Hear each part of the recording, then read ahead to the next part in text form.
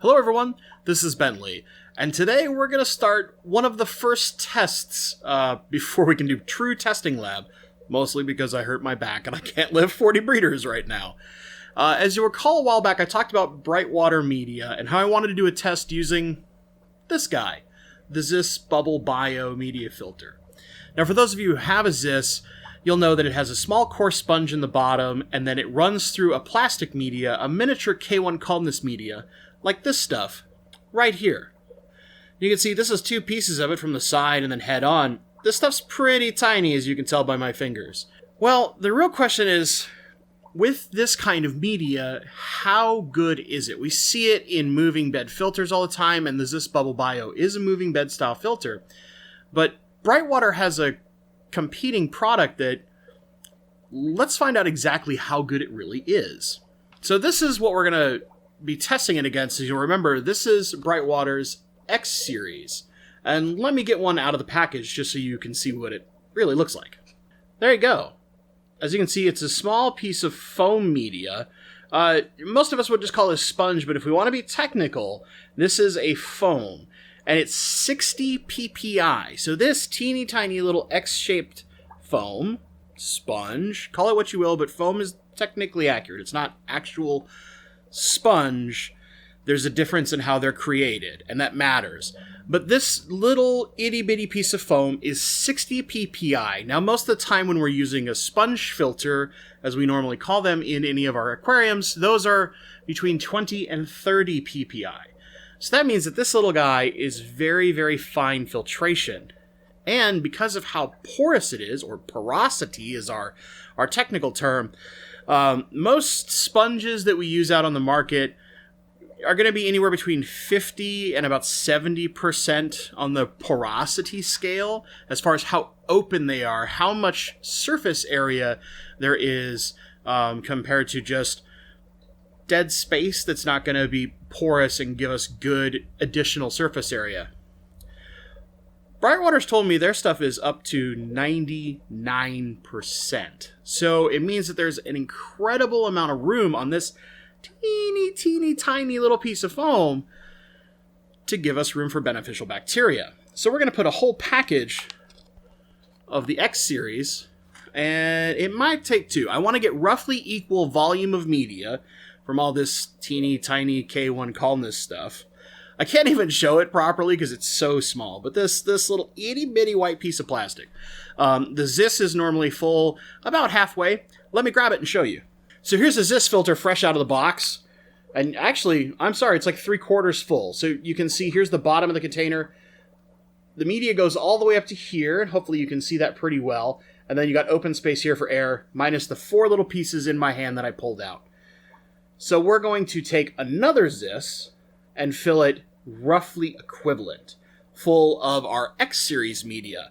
Then each of these is going to get its own individual tank, and we'll talk about testing parameters in just a moment. Let's get these things filled up and in the tank. Alright, so hopefully you guys can see I've got the Brightwater media in one of my two Zis filters.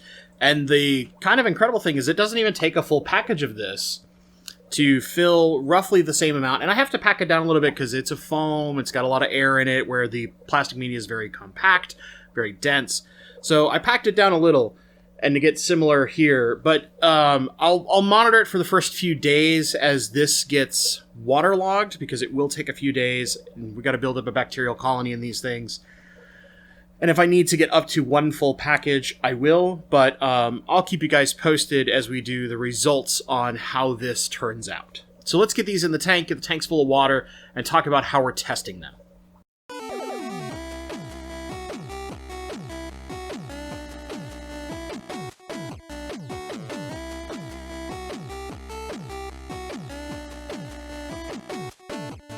So now that we've got each Zis filter in the tank, let me talk about how we're testing them and some setup that you don't see. Normally, the Zis comes with a little extra piece of airline tube and a small screw valve to control airflow.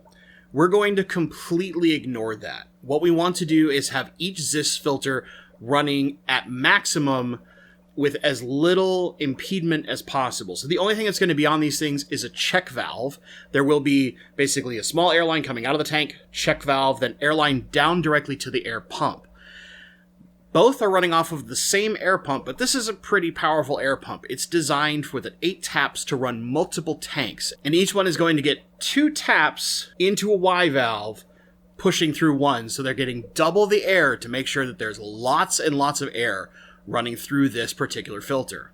So that means that each one has the same amount of air, roughly speaking, going into the same size tank. They're both going to be in a 20-gallon tall, bare tank, nothing in it.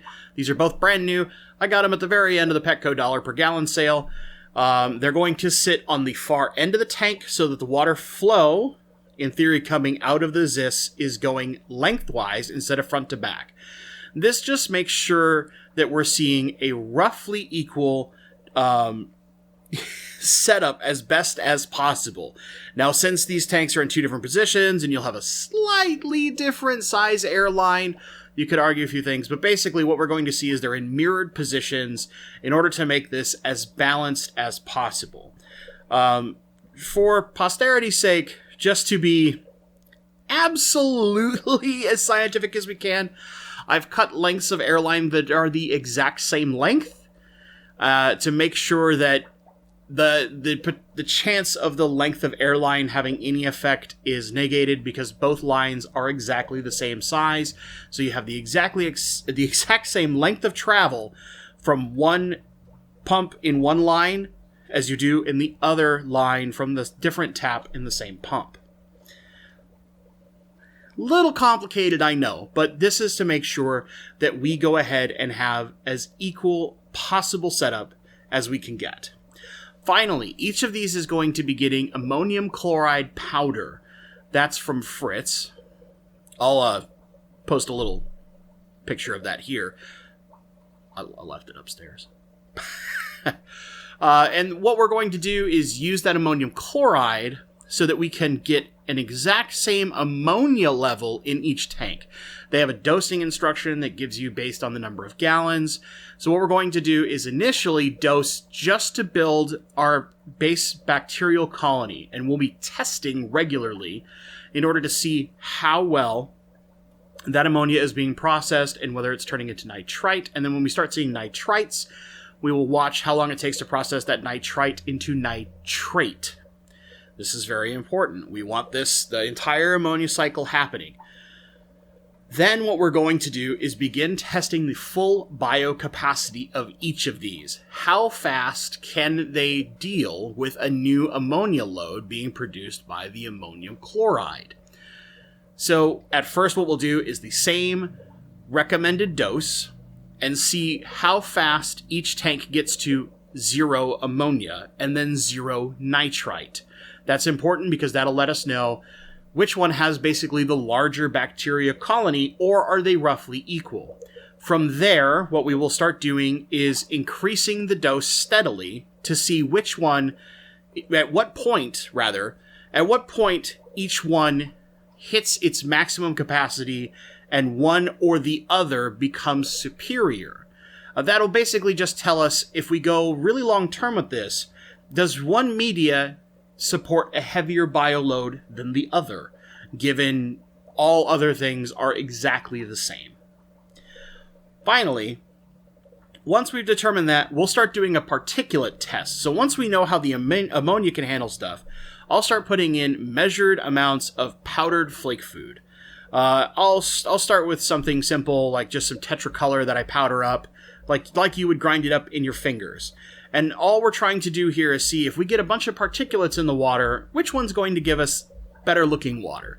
That should probably be pretty fast. I think that Brightwater is going to win that portion very, very fast. But what really matters for our purposes here is which one has a better bioload and is something that has traditionally been well known for handling a lot of bioload, the K1 Kaldnes media. How does that compare to some newer technology that also comes from the same industry? Both K1 Kaldnes media and the Brightwater foam were both originally used to deal with bio waste in water treatment facilities. So They come from the same scientific purpose. Let's just see which one is the king.